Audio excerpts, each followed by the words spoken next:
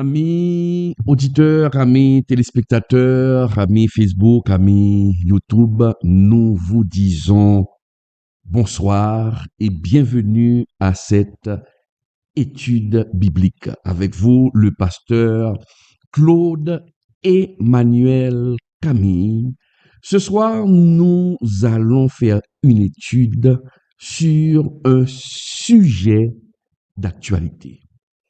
Il y a beaucoup de débats et des débats qui frisent même l'indécence.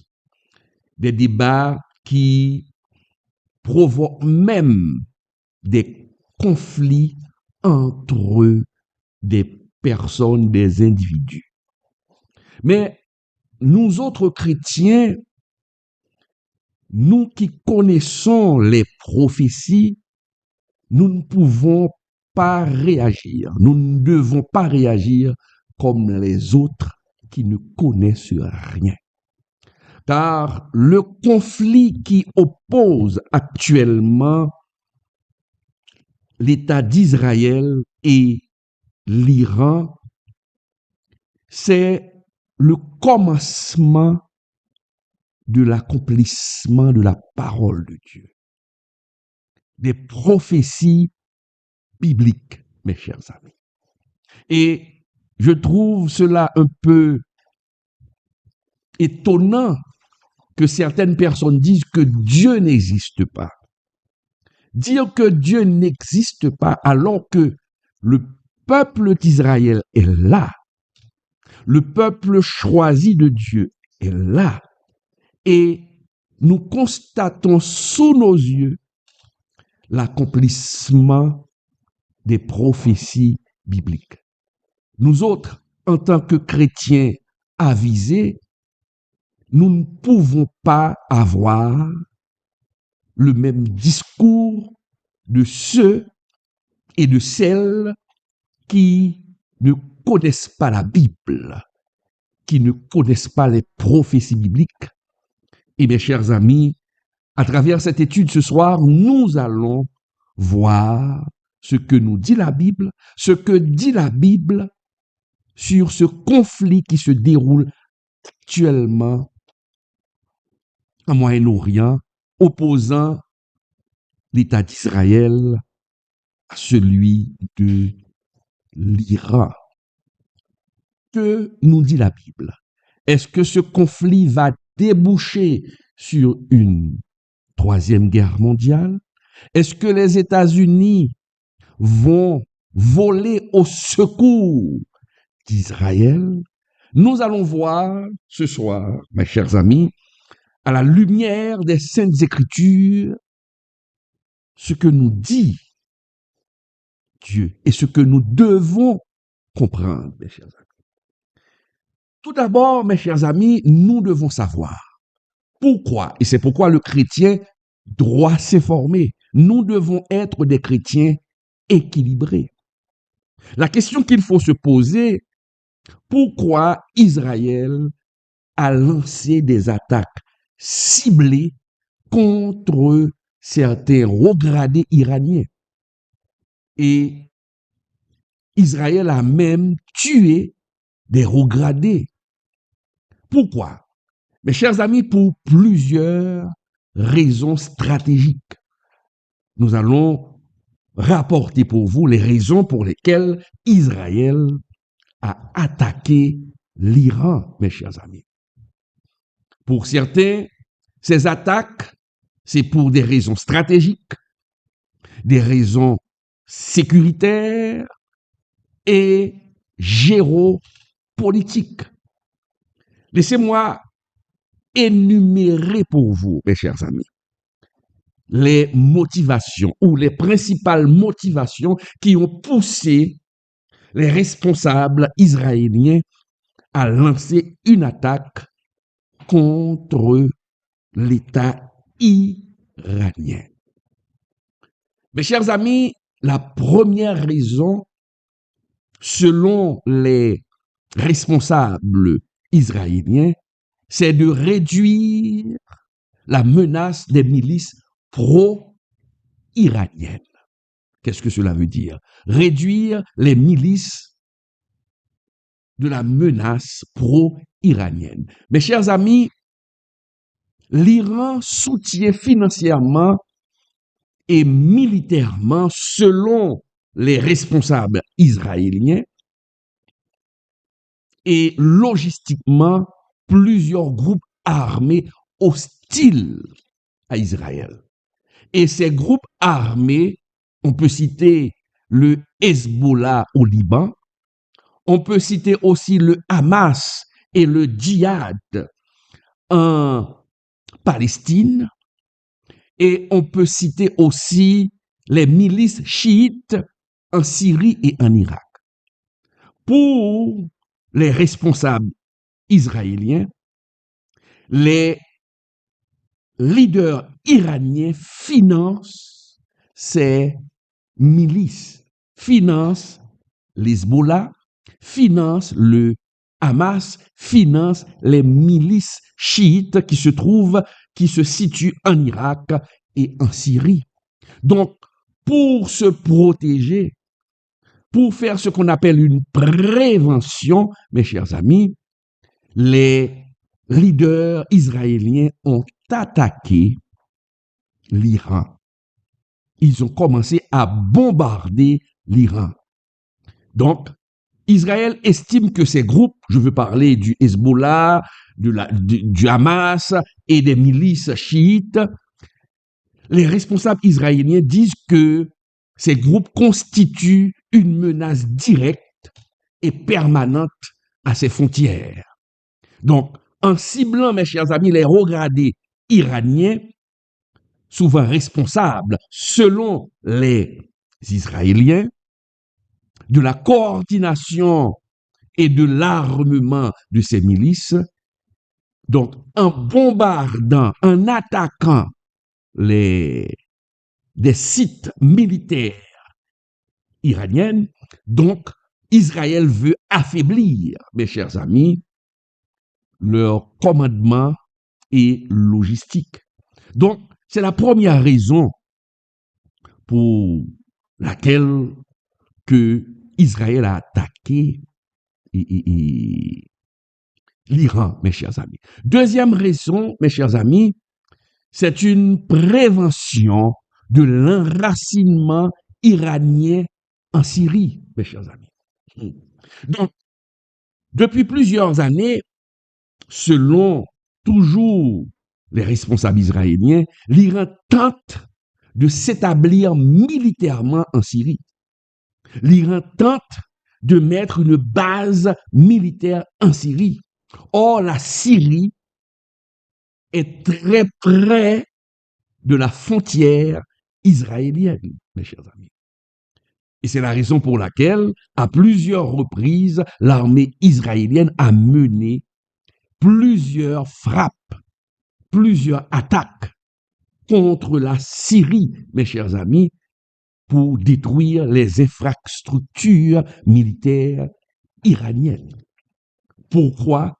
Toujours l'objectif d'empêcher à l'Iran de créer une ceinture de feu contre Israël. Parce que avoir une base militaire en Syrie, tout près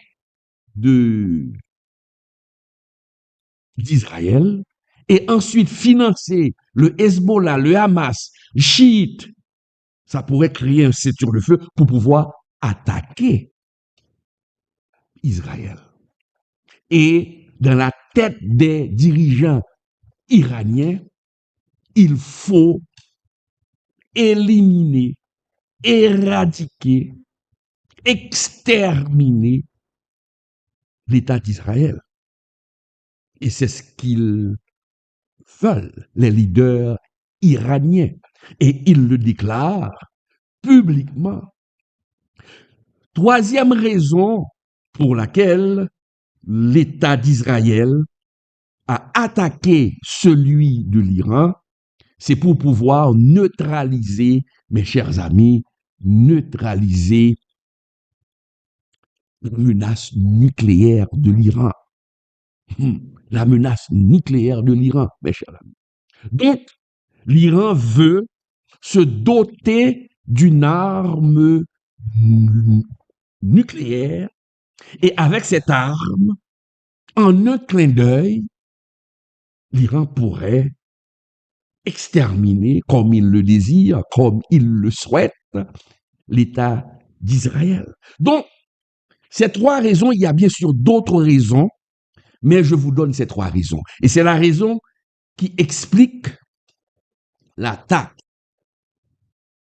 je peux même dire l'offensive israélienne contre l'Iran. C'est la raison pour laquelle les leaders israéliens, les dirigeants israéliens ont donné l'ordre, ou encore Netanyahou a donné l'ordre d'attaquer, mes chers amis, d'attaquer l'Iran.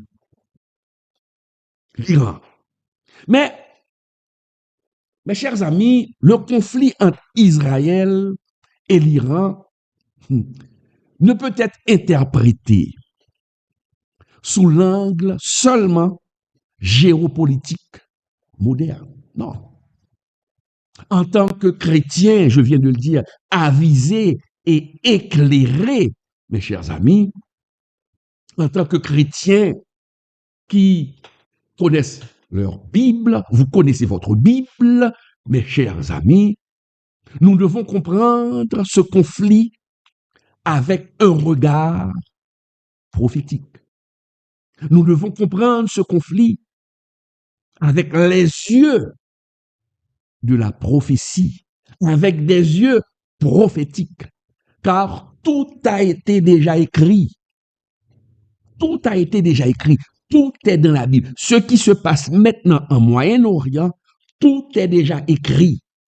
Et c'est le commencement, comme je viens de le dire, comme le titre de cette étude le fait savoir, c'est le commencement de l'accomplissement d'Ézéchiel 38, mes chers amis.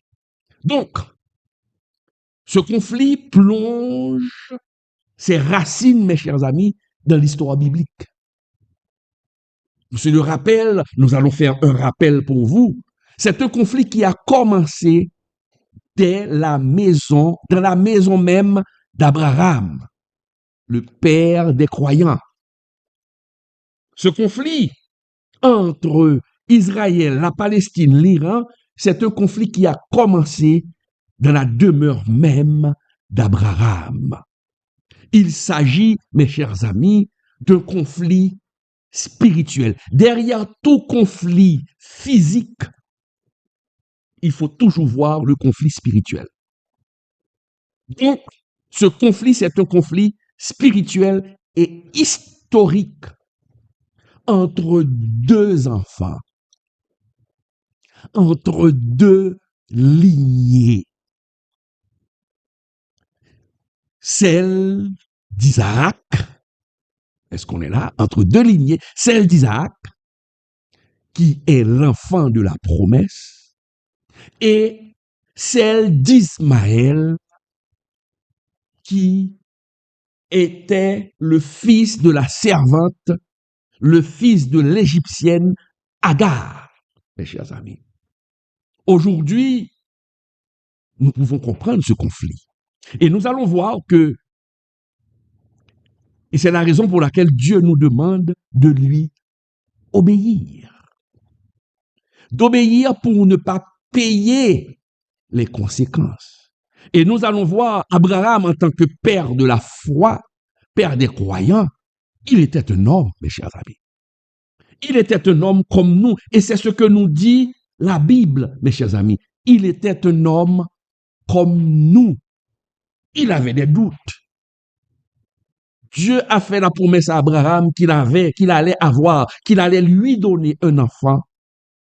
Abraham était âgé à cette époque de 75 ans. Abraham a dû attendre 25 ans pour voir l'accomplissement de cette promesse. À un certain moment, Abraham et Sarah, sa femme, les deux ont perdu espoir, si nous lisons la Bible. Et dans un moment de doute, Sarah a voulu aider Abraham, ou Sarah a voulu aider Dieu. Et Abraham ne s'est pas opposé parce que c'était un homme. Et Abraham, sous la demande, sous l'autorisation de sa femme, Sarah, il est allé coucher avec Agar. Et de cette relation est né Ismaël, le premier fils d'Abraham avec l'Égyptienne. Quand Dieu s'est présenté à nouveau à Abraham, Abraham a dit à Dieu qu'Ismaël vive. C'est comme s'il disait à Dieu, écoutez, c'est mon premier fils. Merci Seigneur. Il remercia le Seigneur. Mais le Seigneur, ce que sa bouche a dit, sa main l'accomplira. Et Dieu de dire à Abraham, écoutez, je t'ai promis un fils, je t'ai promis un descendant, je t'ai promis un héritier. Mais cet héritier sortira des entrailles de Sarah, stérile, pour te montrer ma grandeur et ma puissance. Et Abraham de dire à Dieu, mais qu'Ismaël vive, c'est mon premier fils. Et Dieu, pour répondre à la prière d'Abraham concernant son fils avec l'Égyptienne Ismaël, Dieu a promis de bénir les descendants d'Ismaël. Mais Dieu a dit à Abraham, ce n'est pas Ismaël qui est l'enfant de la promesse, mais c'est celui qui sortira des ventres, ou du ventre, pardon, de Sarah, des entrailles de Sarah, mes chers amis. Mes chers amis, c'est là que découle tout le conflit. Tout le conflit. Parce que Ismaël, mes chers amis, c'est les descendants d'Ismaël sont tous les peuples arabes. Tous les peuples arabes. Ce sont les descendants d'Ismaël. Et Isaac a pour descendant le peuple d'Israël. Isaac a pour descendant le peuple d'Israël. Mais nous pouvons comprendre que ce conflit qui se fait aujourd'hui au Moyen-Orient, c'est le conflit entre deux frères, deux nations frères. Les descendants d'Ismaël et les descendants d'Abraham, et les descendants d'Isaac. Mais Ismaël avait pour père Abraham, mes chers amis. Donc, nous le comprenons, mes chers amis. Et c'est la raison pour laquelle le récit de ce conflit entre Isaac et Ismaël, on trouve ce conflit dans Genèse 16, versets 3 et 4. Nous pouvons lire, mes chers amis. Où Sarah, femme d'Abraham, a donné à sa servante, donne sa servante à Abraham. Lisons pour voir. Et Genèse 16, versets 3 et 4, c'est une étude biblique, normalement. Genèse 3 et 4, lisons rapidement. Je vais mettre ça à l'écran pour vous. OK? Genèse 16, versets 3 et 4. Nous lisons rapidement. Qui nous dit, pardon, je me suis trompé.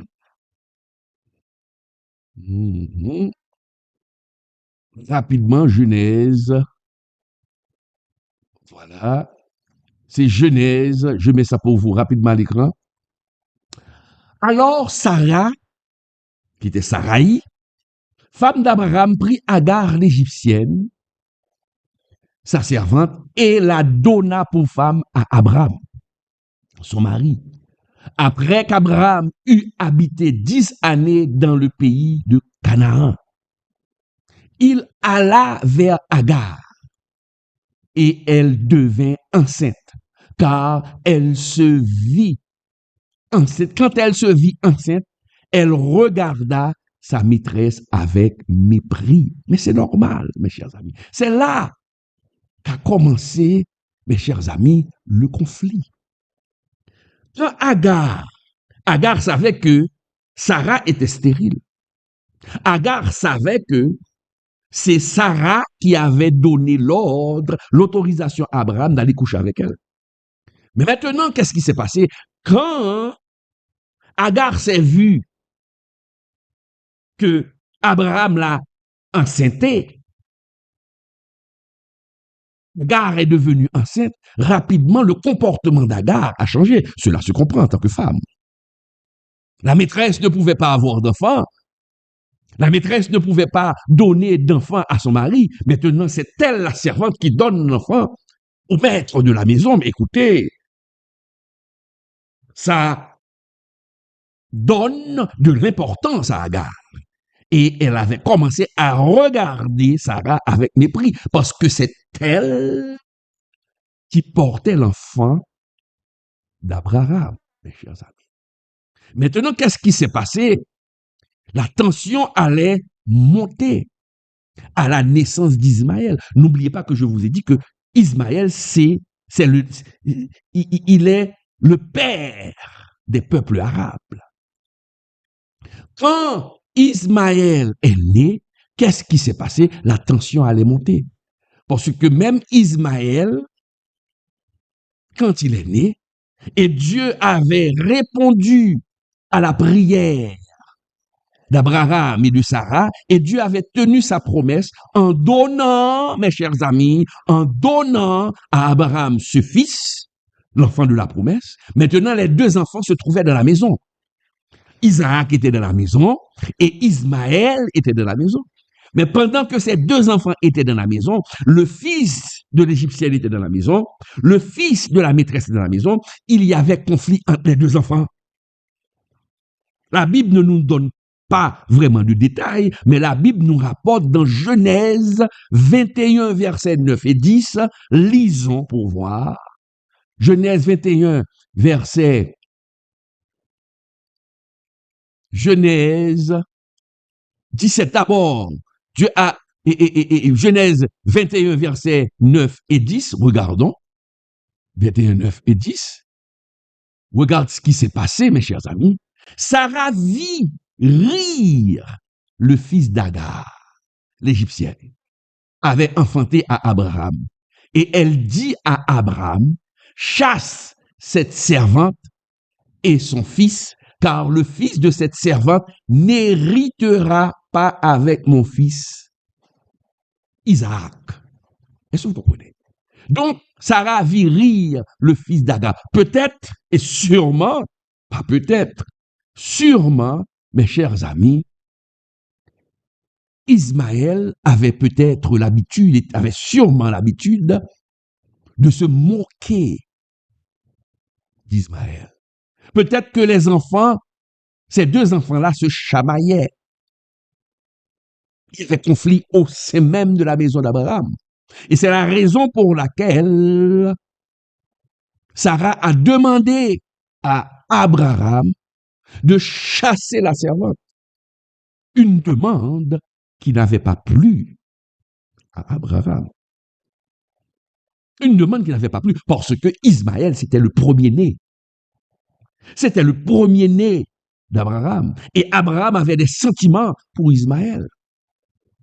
Mais Dieu est venu voir Abraham et a dit à Abraham, chasse l'enfant, fais ce que ta femme te demande de faire.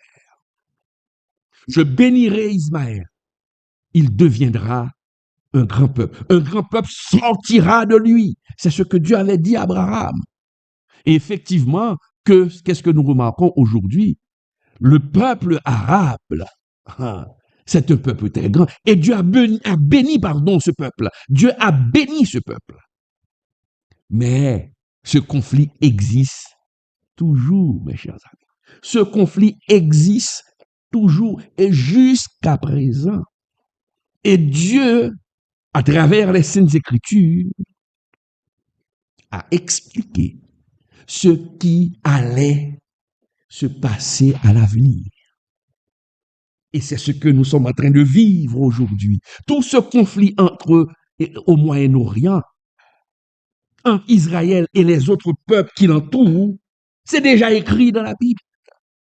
Et c'est pourquoi je dis souvent, il y a des gens qui sont fous. Les athées sont fous, sont malades pour dire que Dieu n'existe pas, que Jésus c'est une histoire à dormir debout. Mais le peuple, c'est pourquoi au dernier jour, il n'y aura pas d'excuses devant le grand trône blanc, parce que son peuple était là. Son peuple était là. Le peuple de Dieu était là. Donc, mes chers amis, c'est ce conflit qui existe aujourd'hui. Maintenant, regardons l'Iran. Parce que l'Iran est dans la Bible. L'Iran d'aujourd'hui, c'était ou encore est l'héritier de l'ancien empire perse. L'ancien empire perse. L'empire perse, c'est cet empire qui est devenu Iran aujourd'hui. Et aujourd'hui, l'Iran s'érige en ennemi juré d'Israël, dans une hostilité, mes chers amis, extrêmement grande et profonde, à un point tel que les autorités iraniennes caressent l'idée d'éliminer, d'exterminer le peuple de Dieu, mes chers amis. Donc, nous comprenons. Donc, Israël, c'est le peuple choisi. Et ce conflit, c'est là. Et c'est pourquoi je demande aux chrétiens de ne pas se mêler à ces débats futiles. Ceux qui accusent Israël de méchanceté et d'autres, c'est la guerre.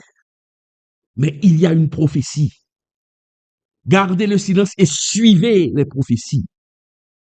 Ceux qui peuvent comprendre vont comprendre. Et ce conflit aussi va servir de témoignage pour Dieu, pour montrer au monde que Dieu existe. Et Dieu va le prouver à travers ce conflit. Donc, le peuple Israël, mes chers amis, c'est un peuple choisi. Et l'apôtre Paul a même évoqué ce conflit, mes chers amis. Dans Galates 4, verset 22, regardons pour voir, l'apôtre Paul a parlé de ce conflit. Dans Galates 4, verset 22-23, lisons. C'est une étude biblique que nous faisons, donc nous devons lire. Galates 4, verset 22-23, qui nous dit, mes chers amis, Galates 2, verset 22-23, qui nous dit, lisons, car il est écrit, c'est Paul, il est écrit qu'Abraham eut deux fils, un de la femme esclave et un de la femme libre. Mais celui de l'esclave naquit selon la chair, et celui de la femme libre naquit en vertu de la promesse. Si l'on doit bien comprendre cette portion d'écriture, Paul est en train de dire que le fils de l'esclave, le fils de la femme esclave est né selon la chair, selon les doutes, selon l'inquiétude d'Abraham et de Sarah, qui n'ont pas fait confiance à Dieu et qui est allé coucher avec Agar et qui a donné naissance à Ismaël. Qui veut dire que Ismaël, c'est un enfant de la désobéissance. Mais par contre, mes chers amis, et Isaac, c'est l'enfant de la promesse, mes chers amis. Et c'est pourquoi Paul oppose la chair et l'esprit. Isaac, c'est l'enfant de l'esprit, de la promesse, et Ismaël, c'est l'enfant, mes chers amis, de la promesse, mes chers amis. Donc, le conflit, mes chers amis, actuel entre Israël, les descendants d'Isaac, et de nombreux peuples arabes ou islamiques descendants d'Ismaël, s'inscrit donc, mes chers amis, dans une continuité prophétique. Ce conflit, c'est un conflit qui se situe dans une continuité prophétique. C'est la prophétie depuis la maison d'Abraham jusqu'à aujourd'hui. Les peuples, mes chers amis, arabes et Israël, sont des peuples frères. Israël et les autres sont des peuples frères, mes chers amis, qui se chamaillent. Bon, je ne dirais même pas chamailler, qui s'entretuent. Ils sont tous issus d'Abraham, mes chers amis. La parole est claire. Donc, c'est ça. Maintenant, jetons un coup d'œil sur l'Iran. Je vous ai dit que l'Iran actuel, c'est l'héritier spirituel de Perse. Le royaume perse, on se le rappelle. On se le rappelle, mes chers amis, dans le passé, Dieu avait utilisé, mes chers amis, l'empire perse, l'ancêtre actuel de l'Iran, avait utilisé l'empire perse pour jouer un rôle important et positif dans l'histoire biblique. On se le rappelle que le peuple d'Israël avait été déporté et a passé plus de 70 ans en exil. Mais quand Dieu avait sonné l'heure pour que le peuple puisse revenir en Jérusalem pour construire le temple, pour reconstruire le temple, Dieu avait choisi un roi perse. C'est un roi perse, oui. Un Iranien, si je peux le dire ainsi. C'est un Iranien. C'est un roi iranien à l'époque, qui était perse, l'empire perse. Dieu a utilisé un roi perse, un Iranien, pour permettre à son peuple de revenir chez lui. C'était Cyrus le Grand. Cyrus le Grand, mes chers amis. Et Cyrus avait dit, j'ai reçu l'ordre de Dieu. Et Cyrus n'était pas un sacrificateur. Il ne connaissait pas le Dieu d'Israël, mais il a dit, un Dieu m'a demandé de faire revenir, votre Dieu m'a demandé de vous faire revenir chez vous. Allez chez vous et reconstruisez votre temple. Dieu a utilisé un païen. Et c'est ce qui prouve que Dieu a le cœur des rois entre ses mains. Il peut incliner le cœur des rois comme il veut. Cyrus a ordonné l'ordre, a donné l'ordre que le peuple retourne chez lui. Nous lisons ça dans Esdras 1er, versets 1 et 4. Regardons ensemble. Esdras 1er, versets 1 et 4. C'est une étude biblique. J'espère que vous avez votre Bible électronique ou votre Bible normale en main, mes chers amis. Donc, c'est ça. Esdras, versets 2 et 3, qui nous dit, lisons, qui nous dit, ainsi parle Cyrus, roi des Perses. L'Éternel, le Dieu des cieux, m'a donné tous les royaumes de la terre. Et il m'a commandé de lui bâtir une maison à Jérusalem en Juda. Qui d'entre vous est de son peuple? Que son Dieu soit avec lui et qu'il monte à Jérusalem en Juda et bâtisse la maison de l'Éternel, le Dieu d'Israël. C'est le Dieu qui est à Jérusalem. Voilà, regardez ce que Cyrus a dit. Il a dit, le Dieu des cieux. Mais ce Dieu des cieux s'est révélé à Cyrus pour dire à Cyrus, je suis le Dieu de ce peuple. Le Dieu que tu appelles le Dieu des cieux, je suis le Dieu de ce peuple. Et je t'ordonne de permettre à ce peuple qui a été déporté par Babylone de revenir chez lui et de reconstruire le temple. Et pour montrer que Dieu est le Dieu qui contrôle le temps et les circonstances, Dieu est celui qui contrôle le temps et les circonstances, mes chers amis. Dieu a cité le nom de Cyrus 700 ans avant. 700 ans avant, dans la bouche d'Ésaïe. Dans la bouche d'Ésaïe, mes chers amis.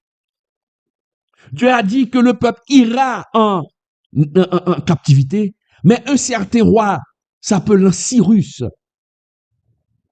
parlera en faveur de mon peuple. 700 ans avant la naissance de Cyrus. Ésaïe 45, verset 1er, regardons ensemble. Ésaïe 45, verset 1er. Ésaïe 45, verset 1er, qui nous dit, mes chers amis, ainsi parle l'Éternel à son loin, à Cyrus. Ésaïe 45, verset 1er. Et si vous lisez le reste du passage, le Seigneur a dit, Cyrus, mon serviteur. Et ceci 700 ans avant la naissance de Cyrus.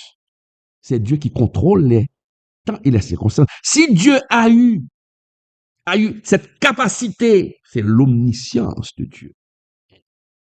L'omniscience de Dieu, mes chers amis.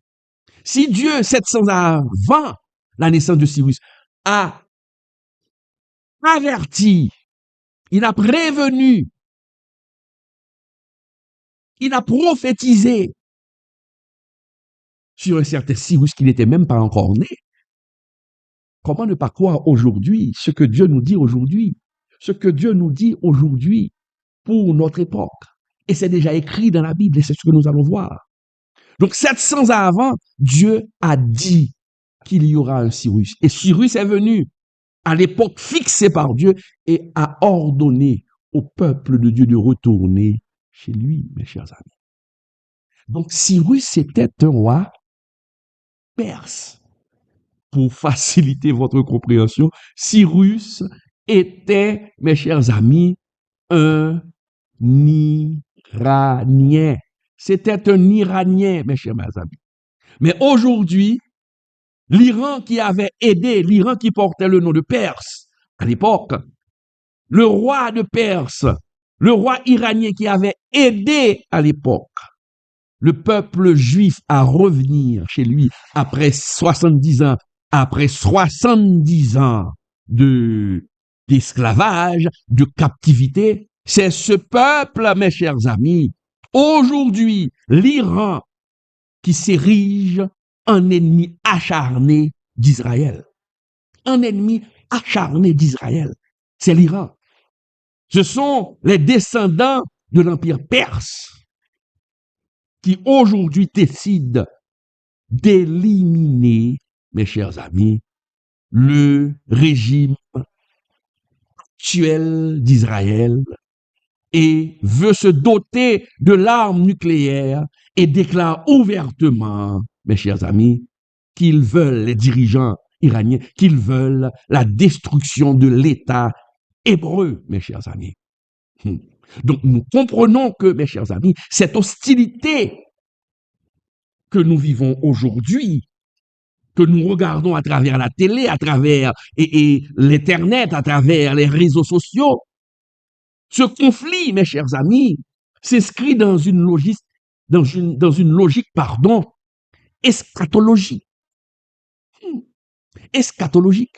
Parce que la Bible nous dit que lors du retour de Jésus, Jésus déposera ses pieds en Israël. C'est à partir d'Israël que Jésus va gouverner le monde. Est-ce que vous comprenez? Maintenant, le diable cherche par tous les moyens de contrecarrer ce qui doit se faire et qui se fera. Et c'est la raison pour laquelle l'ennemi de notre âme utilise les peuples arabes, encore qui sont les frères d'Israël, pour détruire l'État d'Israël, pour empêcher l'accomplissement des plans de Dieu, pour empêcher la venue de Jésus. Si la Bible dit que Jésus gouvernera le monde à partir d'Israël, mais si cet État n'existe plus, Si on élimine cet état, on va dire, mais où va diriger ce Jésus? Donc, on doit voir à travers cette bataille, à travers ce conflit, mes chers amis, qui se déroule maintenant, le désir de l'ennemi de notre âme, Satan le diable, de contrecarrer les plans de Dieu. Est-ce que l'on comprend? Éliminer le peuple, éliminer le pays dans lequel Jésus va gouverner. Et c'est pourquoi je vous dis que vous devez avoir l'esprit de discernement. Il faut être avisé. Bien sûr, c'est la raison pour laquelle il y a beaucoup de philosophes d'athées qui disent, ah, Jésus n'existe pas. Le diable cherche par tous les moyens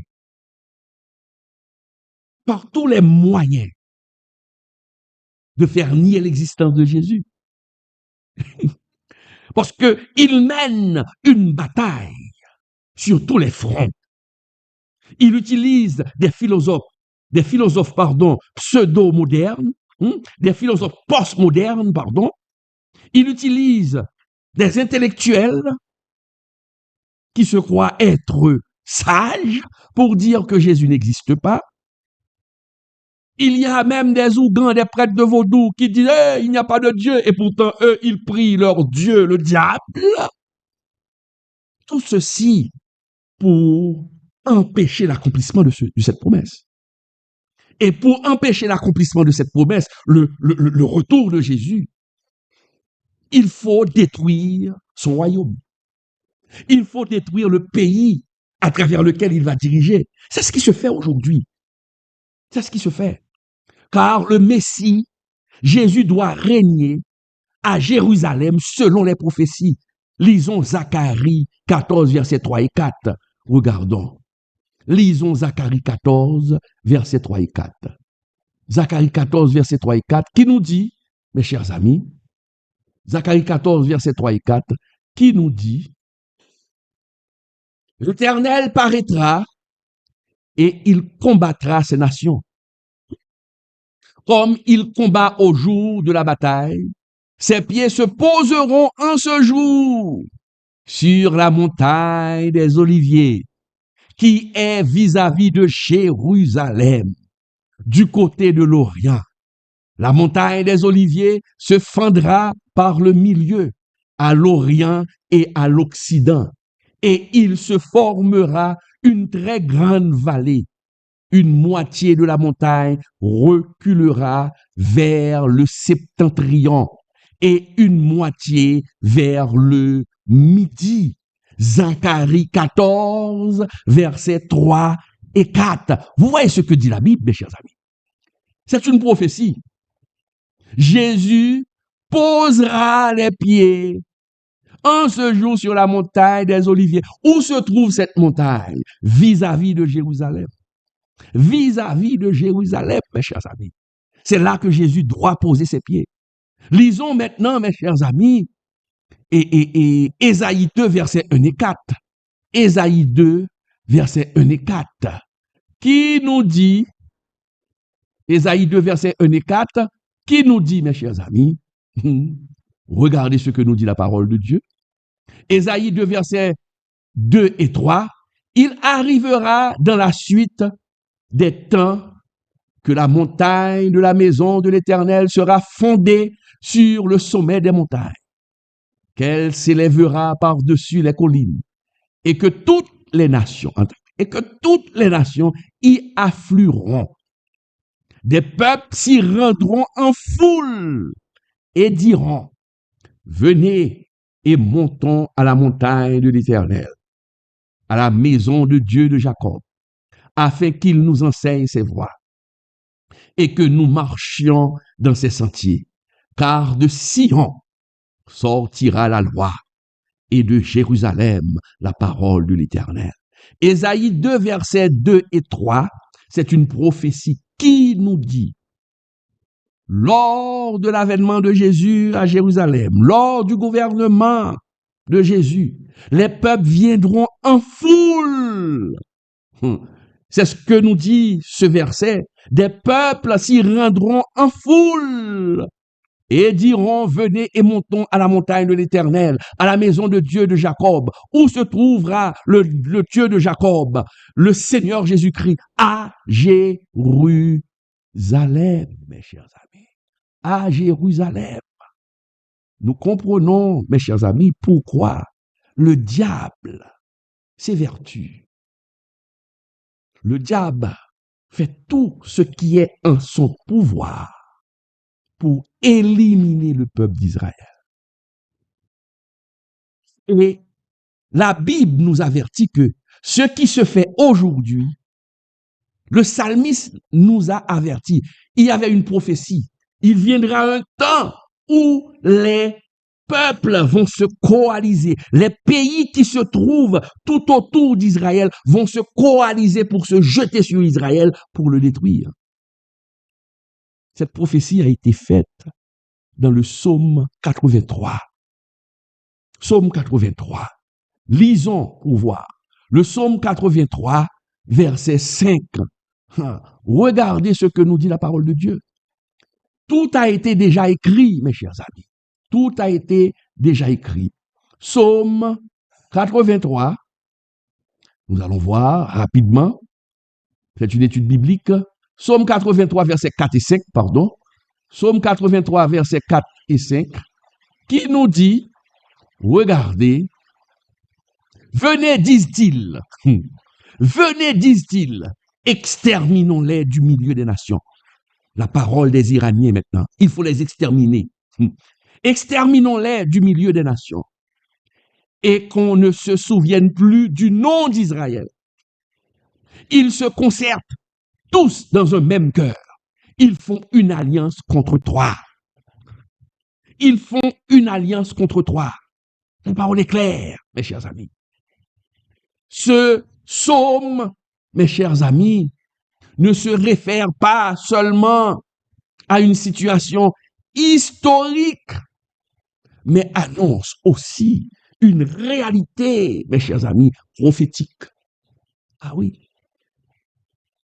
Ce psaume, c'est une prophétie. Les nations citées dans le psaume, mes chers amis, les nations citées dans le psaume, on parle d'Édom, Ismaélite, Moab, Ammon, Amalek, correspondent, mes chers amis, en grande partie au territoire des pays arabes actuels. Ah oui. Tous ces peuples cités dans le psaume 83, Édom, Ismaélite, Moab, Ammon, correspondent tous au territoire des pays arabes actuels. Donc c'est ça, et c'est ce que nous pouvons comprendre aujourd'hui. Ce sont ces peuples aujourd'hui qui travaillent de commun accord pour détruire Israël. Pour détruire Israël, mes chers amis. Donc, et l'Iran, parmi tous ces peuples au Moyen-Orient, l'Iran joue un rôle central parce que l'Iran, c'est le bras armé qui soutient ces autres peuples, qui soutient les mouvements terroristes contre Israël, qui donne un soutien logistique et militaire à des groupes tels que l'Hezbollah et le Hamas. Et souvent, mes chers amis, qu'est-ce qui se passe? Le coupable souvent joue le rôle de victime. Regardez le jeu qui se fait aujourd'hui. Il faut comprendre les stratégies du malin. Souvent, celui qui est coupable joue le rôle de victime pour qu'on puisse prendre pitié de lui. Et pourtant, c'est le coupable qui mène des actions malhonnêtes. Ça arrive souvent, hein? Ça arrive souvent. Ça nous arrive souvent. Quelqu'un nous fait du mal et quand nous dénonçons, le mal dont nous sommes victimes par une personne, cette personne-là rapidement prend le costume de la victime. Ah, je suis une victime. C'est lui qui a fait. Je suis une victime. Et qu'est-ce qui se passe? Quand on est victime, eh bien, l'opinion va se diriger vers la victime, va et encourager la victime, va et conforter la victime. Sera du côté des faibles, et pourtant, les faibles, ou encore ce faible, c'est celui qui mène des attaques pour détruire l'autre. Ah, c'est ce qui se fait aujourd'hui. C'est ce qui se fait aujourd'hui. Parce que tout le monde aujourd'hui critique Israël. Il n'a pas le droit d'attaquer, il n'a pas le droit. Regardez. Mais les autres pays jouent le faible. Jouent le faible. Mes chers amis, Ézéchiel 38 et Ézéchiel 39 parlent de la prophétie de Gog et de Magog. Parle de la prophétie de Gog et de Magog. Ce qui se fait aussi, ce qui se fait maintenant, c'est l'accomplissement de la prophétie d'Ézéchiel 38. Dans Ézéchiel 38, verset, nous allons le voir, dans Ézéchiel 38 et Ézéchiel 39, Dieu révèle, le Dieu d'Israël révèle, le Dieu que nous servons révèle, le Dieu qui a envoyé Jésus mourir sur le bois du calvaire nous révèle une guerre future contre Israël. Et c'est cette guerre que nous sommes en train de vivre. Une guerre future contre Israël, menée par une coalition de nations dirigée par un certain, comme le dit dans la Bible, par un certain Gog, prince de Roche, de Méchec et de Tubal. C'est quelque chose qui doit venir. Attention. Donc, lorsqu'on parle de prince de Gog, de prince de Roche, Méchec et de Tubal, un certain Gog, ces noms, mes chers amis, c'est les noms des territoires nordiques. C'est le nom des territoires nordiques qui se trouvent au nord et qui représentent, mes chers amis, la Russie actuelle. Qui représente aujourd'hui la Russie actuelle, mes chers amis. Regardez ce que dit Ézéchiel 38, verset 16. Regardons. Ézéchiel 38, verset 16. Ézéchiel 38, verset 16 nous dit, mes chers amis, tu avanceras contre mon peuple d'Israël comme une nuée qui va couvrir le pays. Comme une nuée qui va couvrir le pays. C'est ce que dit, mes chers amis, Ézéchiel 38. Les gens s'avancent, mes chers amis. Parmi les alliés de Gog, on retrouve l'Empire perse, qui est l'Iran actuel. Parmi les alliés de Gog, on retrouve l'Empire perse, qui est l'Iran. On retrouve Cush, qui représente l'Afrique de l'Est, qui est le Soudan. Put, quand la Bible parle de Put, qui est probablement la Libye. Cela démontre, mes chers amis, cela démontre clairement que l'Iran joue un rôle important. Les autres peuples, aujourd'hui, c'est l'Iran qui est à la tête de cette guerre, de ce conflit. Mais d'autres nations vont suivre. D'autres nations vont suivre. Regardez les menaces qui se font aujourd'hui. D'autres pays qui disent, écoutez, si les États-Unis attaquent ou se mettent du côté d'Israël, nous allons aider l'Iran. La Russie aussi se penche vers l'Iran. La Chine se penche vers l'Iran. Regardez. Attention, c'est ce qui se fait aujourd'hui, mes chers amis. C'est ce qui se fait aujourd'hui. Lisons maintenant, mes chers amis, comme je viens de le dire, lisons pour voir. Ézéchiel 38, verset 1 à 3. Lisons pour voir. Ézéchiel 38, verset 1 à 3 pour vous montrer. Qui nous dit, la parole de l'Éternel me fut adressée en ces mots. Fils de l'homme, tourne ta face vers Gog, au pays de Magog, vers le prince de Roche, de Méchec et de Tubal, et prophétise contre lui. Tu diras, Ainsi parle le Seigneur, l'Éternel. Voici, j'en veux à toi, Gog, prince de Roche et de Méchec et de Tubal. Pourquoi Dieu veut à Roche? Pourquoi Dieu s'attaque? Pourquoi Dieu s'attaque à ces peuples-là? Pourquoi?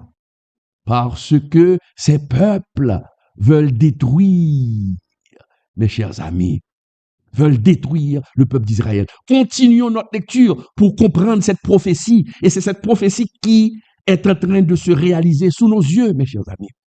Versets 4 et 5. Je t'entraînerai et je mettrai une boucle à tes mâchoires. L'Éternel parle à ses peuples.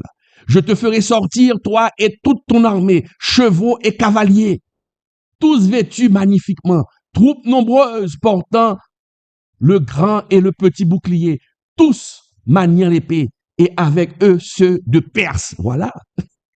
Tous les autres de ce pays auront avec eux la Perse, l'Iran actuel. Et c'est ce qui se fait aujourd'hui. D'Éthiopie et de Put. Je vous ai dit que Put signifie, et on associe Put à la Libye aujourd'hui. Tous portant le bouclier et le casse. Ces pays vont se rassembler pour attaquer Israël. Ces pays vont se rassembler pour attaquer Israël. Lorsque nous lisons dans le verset 16 de Ézéchiel 38, mes chers amis, regardez, tu t'avanceras contre mon peuple, Israël, comme une nuée qui va couvrir le pays. Ils seront nombreux. Dans la suite des jours, je te ferai marcher contre mon pays. C'est Dieu qui va donner l'autorisation. Je te ferai marcher contre mon pays, afin que les nations me connaissent, quand je serai sanctifié par toi sous leurs yeux, mes chers amis. Donc, c'est clair. Aujourd'hui, c'est l'Iran, mais les autres vont venir. Maintenant, la question qu'il faut se poser, est-ce que les États-Unis vont voler au secours de l'Iran et d'Israël? Si les États-Unis volent au secours d'Israël, il va y avoir une coalition. Regardez, dans les deux cas, le mal était fini.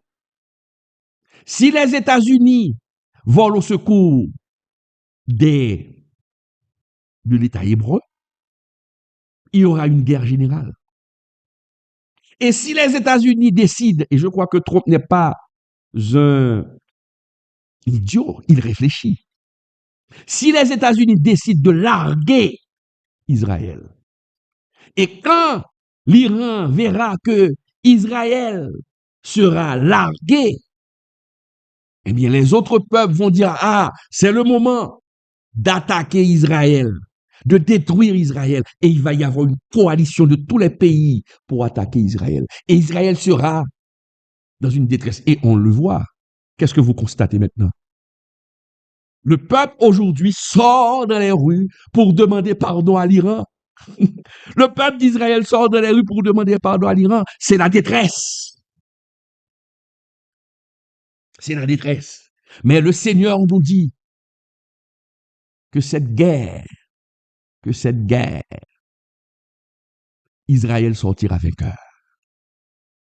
Et il montrera, et c'est ce que dit le Seigneur, oui, je montrerai que je suis Dieu. Quand Israël sera largué par tous les peuples, par tous ses alliés, et que les peuples de la zone vont se coaliser pour détruire Israël, à ce moment, je montrerai à ce peuple et à la face du monde que Israël a un Dieu, que je suis le Dieu d'Israël, celui qui a envoyé Jésus-Christ mourir sur le bois du calvaire pour le pardon du péché de l'humanité, existe. Et c'est ce que nous dit la parole. C'est ce que nous dit la parole. Lorsque nous lisons, mes chers amis, Ézéchiel 38, verset 16, regardons encore, tu t'avanceras contre mon peuple, Israël, comme une nuée qui va couvrir le pays. Dans la suite des jours, je te ferai marcher contre mon pays, afin que les nations me connaissent, afin que les nations me connaissent. C'est moi qui va te donner l'autorisation de marcher sur mon pays, de mettre mon pays, de mettre mon peuple dans une grande détresse. Et je vous montrerai ma grande puissance. Et vous direz que l'Éternel est Dieu. Et la parole nous dit, mes chers amis, la parole nous dit, la parole nous dit que Dieu volera au secours d'Israël. Lorsque nous lisons Ézéchiel 39, versets 3 et 5. Ézéchiel 39, versets 3 et 5, qui nous dit, lisons, j'abattrai ton arc de ta main gauche. Je te ferai tomber les flèches. Je ferai tomber les flèches de ta main droite. Tu tomberas sur les montagnes d'Israël, toi et toutes tes troupes, et les peuples qui seront avec toi. Aux oiseaux de proie, à tous ceux qui ont des ailes, et aux bêtes des champs, je te donnerai pour pâture.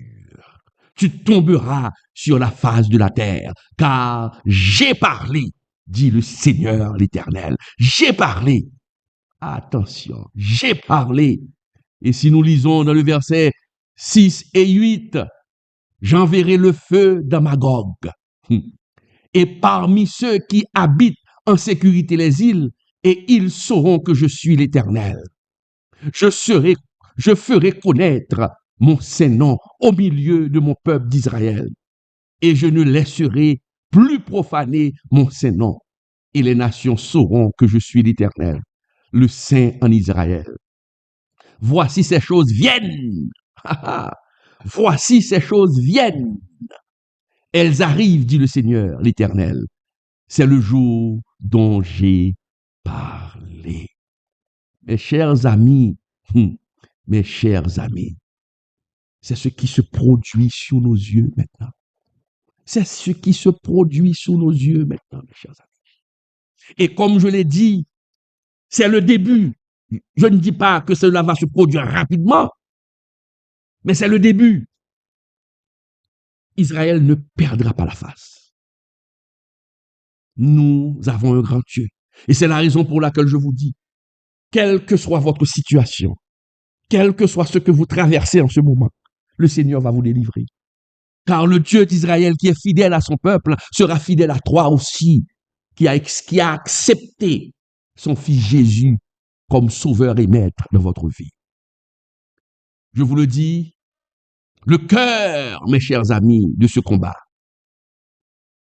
la raison d'être de ce combat est d'abord spirituelle. C'est le diable qui est derrière ces peuples. Parce que, mes chers amis, Jérusalem, l'ennemi cherche à bloquer la venue de Jésus. Jérusalem, est au cœur du plan de Dieu. Jésus viendra établir son règne à Jérusalem. C'est ce que nous dit la parole de Dieu dans Zacharie 14, verset 4, qui nous dit, mes chers amis, ses pieds se poseront en ce jour sur la montagne d'Olivier. Zacharie 14, verset 4. Est-ce que vous comprenez? Ésaïe 2, verset 3 nous dit, car de Sion sortira la loi et de Jérusalem la parole de l'Éternel. Nous comprenons ce qui se fait aujourd'hui, mes chers amis. Cette centralité de Jérusalem. Jérusalem devient le centre. Et c'est pourquoi on cherche à le combattre. Bon, vous regardez, les Palestiniens, qui sont les frères des Israéliens, disent que Jérusalem, c'est notre territoire. C'est notre territoire. Laissez les païens parler, laissez les athées parler. Ils ne savent rien, ils sont les aveugles. Le Dieu de ce siècle les a aveuglés. Mais nous autres, nous avons l'esprit de lumière en nous. Dieu nous donne sa parole. Et aujourd'hui, des scientifiques regardent la Bible pour dire, attention, mais c'est pas un mensonge. Les choses commencent à se produire. Ils regardent la Bible aujourd'hui. Certains intellectuels avisés scrutent la Bible et certains ont même donné leur vie à Jésus pour dire non, c'est pas possible. La parole est trop exacte. Ce qui se fait aujourd'hui est trop exact. C'est ce qui se fait aujourd'hui. Et certains acceptent le Seigneur Jésus-Christ pour dire Dieu existe, mes chers amis.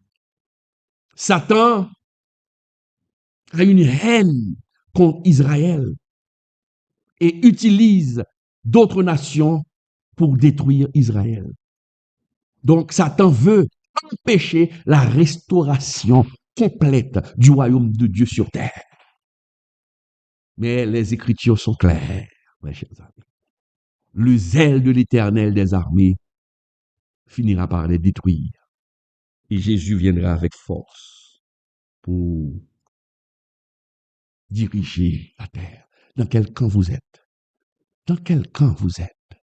C'est la question que je vous pose ce soir, mes chers amis.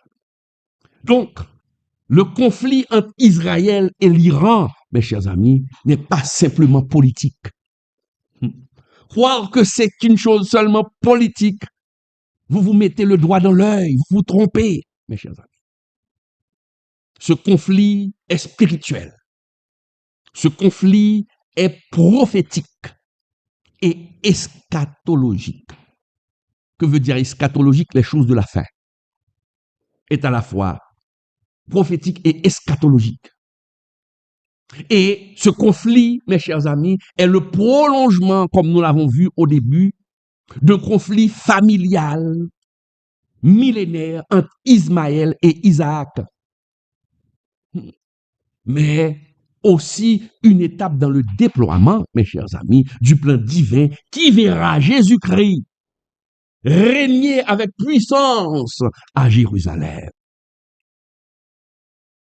Les Écritures, mes chers amis, les Écritures, la parole de Dieu nous annonce, mes chers amis, la montée des tensions.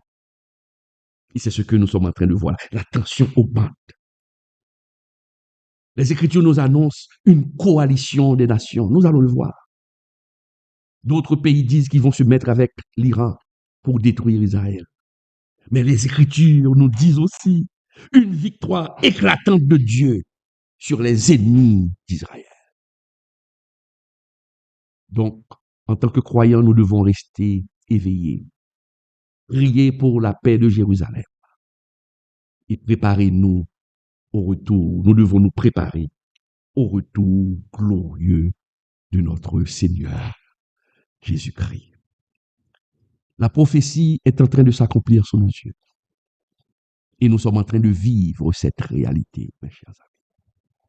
Que le Dieu qui a envoyé son Fils unique, Jésus-Christ, mourir sur le bois du Calvaire, nous protège, nous guide. Et que cette étude ouvre tes yeux. Que cette étude te permet de voir la vérité de la parole de Dieu. La justesse des prophéties bibliques. Mes chers amis, c'est ça. Et ça a été vraiment un plaisir d'être avec vous ce soir pour cette étude biblique. Partagez cette étude avec d'autres personnes. Partagez cette étude avec d'autres personnes pour que les yeux des gens puissent s'ouvrir. Partagez même cette étude avec des païens, car cette étude peut servir comme un moyen d'évangélisation pour ramener des cœurs à Jésus-Christ. Merci d'avoir été des nôtres. Merci. Ça a été vraiment un plaisir. Je vous rappelle encore une fois de soutenir ce ministère et surtout le programme Moi aussi je vais à l'école. Nous avons commencé à acheter, mes chers amis, des sacs d'école pour les enfants handicapés. Pour le mois de juillet, nous allons acheter les fournitures classiques.